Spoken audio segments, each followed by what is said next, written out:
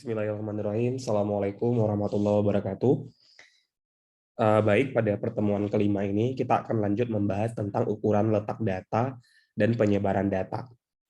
Kalau sebelumnya kita udah bahas tentang mean, median, dan modus, kali ini kita akan bahas tentang kuartil, kemudian simpangan baku, simpangan kuartil, dan juga ragam atau varians. Nanti kita juga akan melihat bagaimana cara mengukur atau menghitung standar deviasi atau besar kecilnya kesalahan atau error dalam suatu pengolahan data statistik. Di awal sekali kita lihat dulu kuartil. Nah, sebenarnya kuartil itu apa? Kuartil adalah suatu ukuran atau bilangan pembagi data menjadi 4 bagian, seperti istilahnya kuarto ya. Atau pernah dengar kertas-kertas kuarto A4, nah itu artinya kertas yang dibagi 4 gitu ya. Sama banyak pembagiannya. Jadi dibagi itu setelah disusun urutan nilainya. Jadi datanya diurutkan dulu, baru kemudian dibagi. Nah, itu adalah kuartil. Ada 3 kuartil ya, yaitu kuartil pertama, kuartil kedua, dan kuartil ketiga. Ya. Kemudian untuk data tunggal, menghitung kuartil itu sebenarnya gampang sekali ya. Jadi hanya perlu dilihat. Yang pertama, urutkan dulu datanya dari yang terkecil ke yang besar. Kemudian kita menentukan letaknya. Nah, letak kuartil itu ditentukan dengan rumus KI sama dengan I per 4 kali N plus 1. Di mana KI adalah kuartil ke I. Ya, maksudnya kuartil ke 1 kah, atau kedua, atau ketiga, tergantung. Sehingga nilai I ini akan mengikuti kuartil keberapa. Nah, maka I ini adalah nilai kuartil ke sekian. Artinya bisa 1, bisa 2, atau 3. Sedangkan N adalah jumlah data ya. Baru kemudian kita menentukan nilainya. Ya. Misal data tunggal seperti ini. Ada 10, 9, 10, 4, 5, 6. Maka disusun dulu ya urutannya. Dari yang terkecil berarti 4, kemudian 5, sampai dengan 11. Nah, maka letak kuartil 1, 2, dan 3 itu kita bisa menggunakan persamaan ini. I per 4 dikali N plus 1. Maka letak kuartil ke 1, maka I-nya adalah 1. Gitu ya. Maka 1 per 4, karena datanya ada 7 ya. 1, 2, 3, 4, 5, 6, 7. Maka N-nya 7. Oke? Maka dijumlahkan 8 dikali 1/4. Maka dapatnya 2 ya. Nah, maka 2 ini bukan nilai ya, tapi letaknya. Artinya letaknya data kedua. Maksudnya adalah data kedua. Karena bicara letak, bukan nilai kuartil. Oke? Begitupun kuartil kedua, maka N-nya jadi 2. I-nya 2. Maka 2 per 4 dikali 8. Jadinya 4. Maksudnya adalah data ke-4, bukan nilainya yang 4. Kemudian letak kuartil ketiga, maka I-nya 3.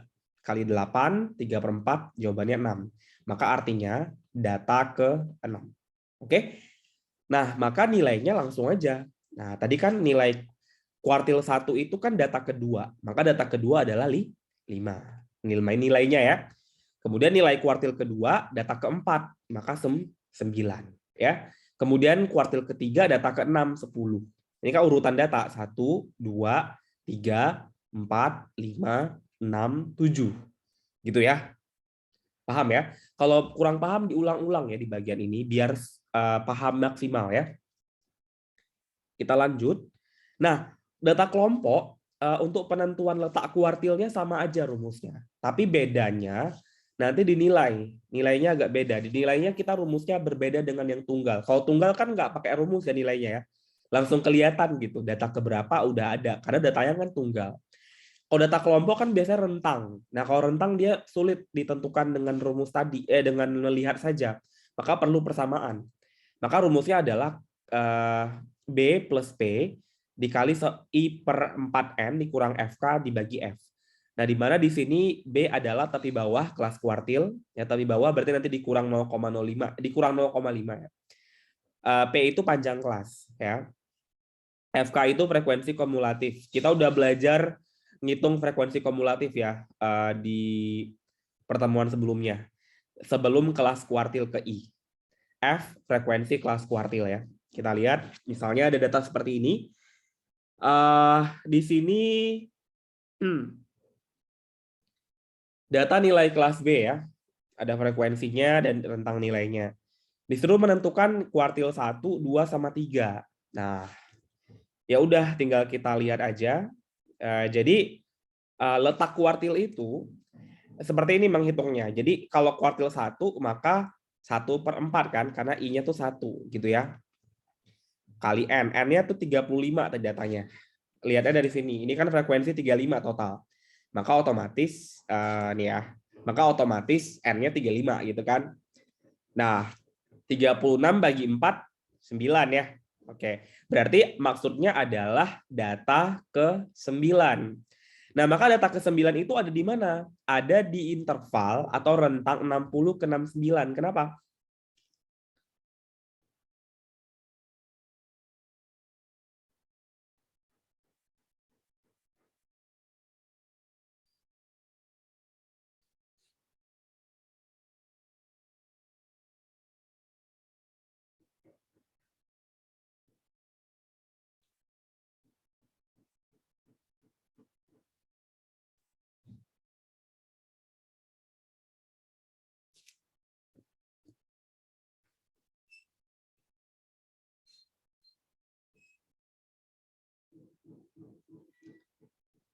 Jadi seperti ini.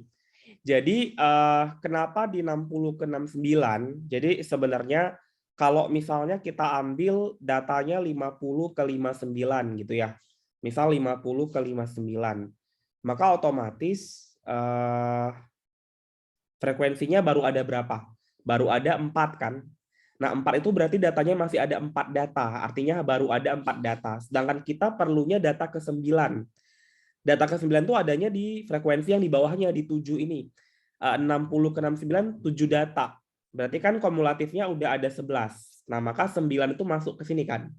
Jadi kalau kita buat data ada 1, 2, 3, 4, 5, 6, 7, 8, 9, 10, 11. Nah, 1 sampai 4 ini milik 50 ke 59. Ini milik dari 60 ke 69. Paham ya? Maka 1, 2, 3, 4, 5, 6, 7, 8, 9. Maka data ke-9 itu adanya di rentang 60 ke 69 kan? Nah, itu maksudnya. Ya. Nah, maka udah paham ya kenapa intervalnya ada di 60 ke 69. Lihat frekuensi kumulatifnya. Makanya disuruh bikin tabel bantu. Ada frekuensi kumulatifnya sebelah kanan. Udah ngerti kan cara bikin frekuensi kumulatif? Dijumlahin aja. Kalau yang pertama tetap sama, yang paling atas, kemudian 4 tambah 7, 11.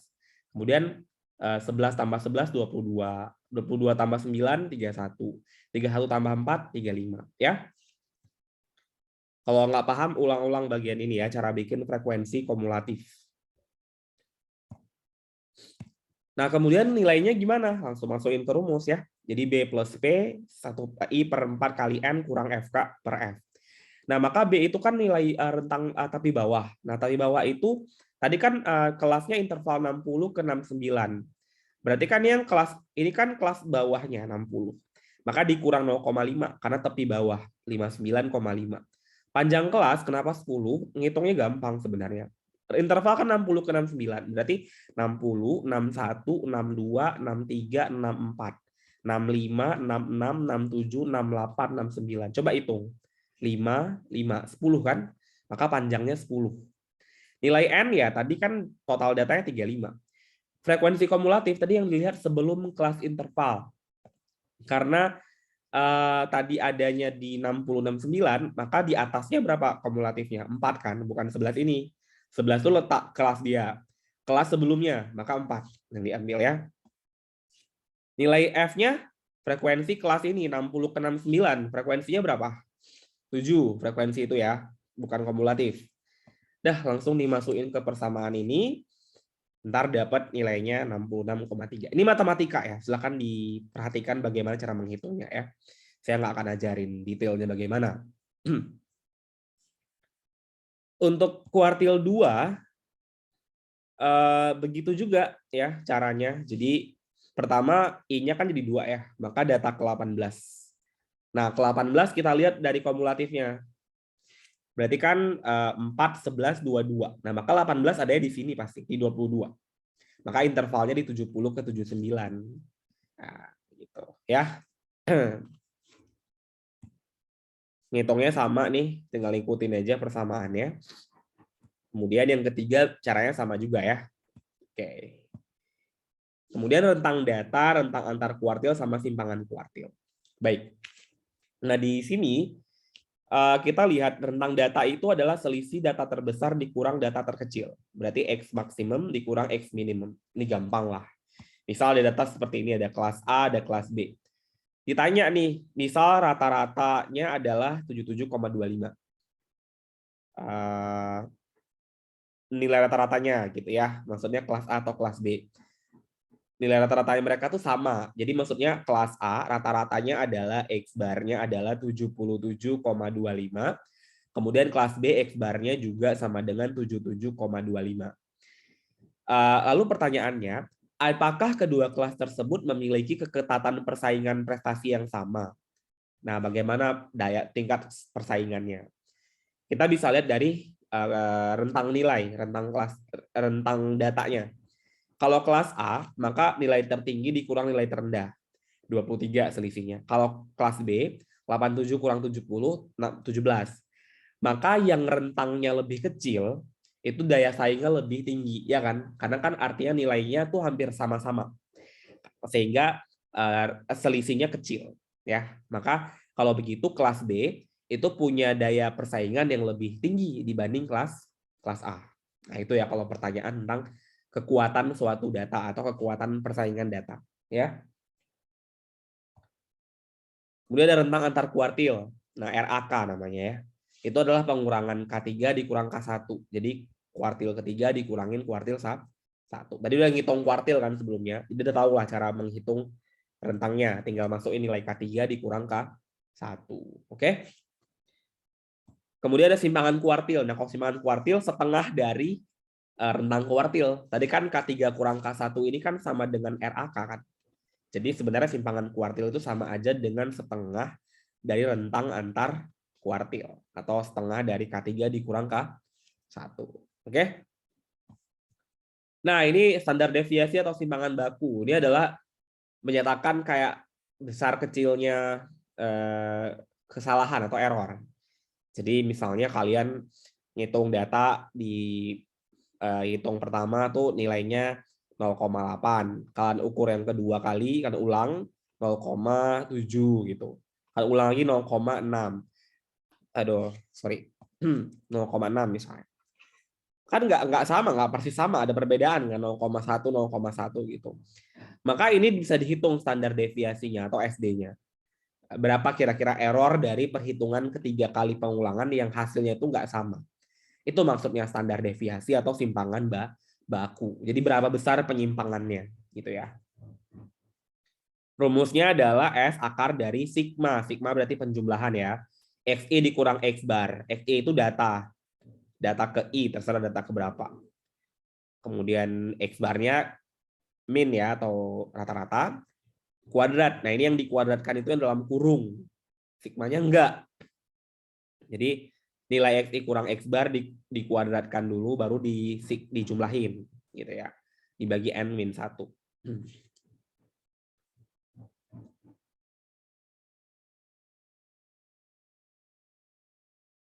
Kalau kalian pakai apa namanya? Apa itu namanya? Excel itu lebih cepat dapat standar deviasi sebenarnya. Jadi tinggal masukin aja weight. Saya coba ya.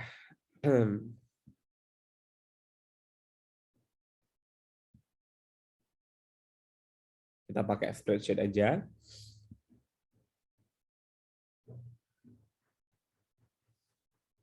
Jadi kalau pakai Google Spreadsheet itu misalkan punya data perhitungan ulangan gitu, ulangan ke gitu ya. 1, 2, 3, 4, 5, 6, 7, 8, 9, 10 misalnya.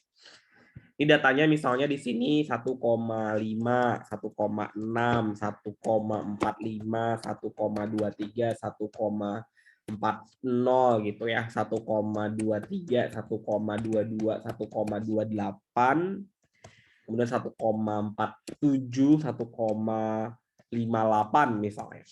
Ini kita bisa hitung standar min-nya kan. Kalau menghitung min berarti tinggal masukin aja rumus sama dengan average ya kan. Ya, average dari totalnya semua, ya kita tinggal ambil rata-ratanya semua kita hitung gitu kan. Udah. Kalau menghitung standar deviasinya bisa juga sama dengan STD. Nah, standard deviation ya. Ambil rentangnya juga ini sama. Oke. Udah 0,1469. Kalau kita bulatin mungkin jadi 0,15 ya. Nah, gitu. Bisa kan itu standar deviasi kalau pakai jadi nggak perlu ribet sebenarnya. Nah, tapi ya harus tahu juga manualnya gimana gitu ya. Oke. Baik, selanjutnya kita lihat kalau data berkelompok bedanya dia ada frekuensinya di depan ya, ada FI. Overall rumusnya sama ya. Cuma ada FI di depan frekuensinya. Ada varian. Nah, varian ini kayak ragam lah ya, ragam dari data gitu. Artinya tingkat variasi dari data gitu. Jadi rumusnya hampir mirip kayak standar deviasi ya. Bedanya sini nggak ada akarnya nggak. Standar deviasi tadi kan gini ya, ada akarnya. Kalau ini nggak ada ya. S kuadrat simbolnya. Kalau simpangan deviasi tadi S saja. Ya. Jadi sebenarnya standar deviasi itu adalah akar dari S2 gitu ya.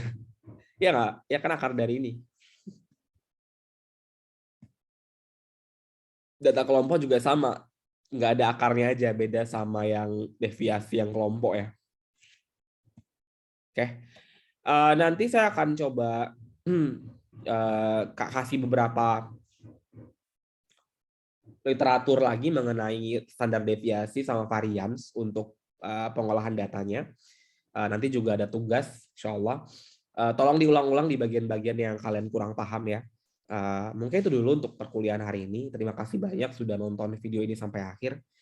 Ini literally memang sangat singkat ya. Jadi emang nggak banyak materi. Yang penting semuanya bisa mengolah data statistik menggunakan prinsip kuartil, kemudian simpangan baku, rentang antar kuartil, dan varians atau ragam. Oke.